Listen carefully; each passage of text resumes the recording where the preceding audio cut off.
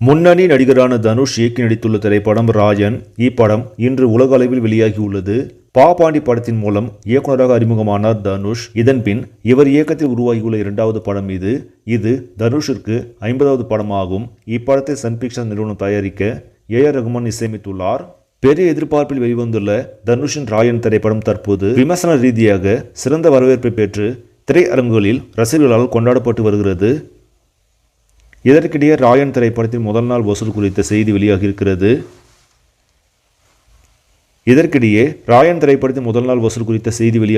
அதன்படி இப்படம் முதல் நாளில் மட்டுமே கிட்டத்தட்ட 35 முதல் 40 கோடி வரை வசூலிக்கும் என்று எதிர்பார்க்கப்படுகிறது. ஏனென்றால் முன்பதிவில் மூலமாகவே 8 கோடிக்கு மேலாக வசூலித்திருந்தது. தற்போது படத்திற்கு விமர்சன ரீதியாக நல்ல ஆதரவு கிடைத்து வருவதால் நிச்சயம் இப்படம் பெரிய வசூல் சாதனைகளை படைக்கும் என்று எதிர்பார்க்கப்படுகிறது. சரி, நம்மளே இந்த செய்தி உங்களுக்கு பிடிச்சிருந்தால் லைக் பண்ணுங்கள், ஷேர் பண்ணுங்கள், மறக்காமல் நியூஸ் தமிழ் சேனலை சப்ஸ்கிரைப் பண்ணுங்கள். அடுத்த வீடியோவில் சந்திக்கலாம். நன்றி.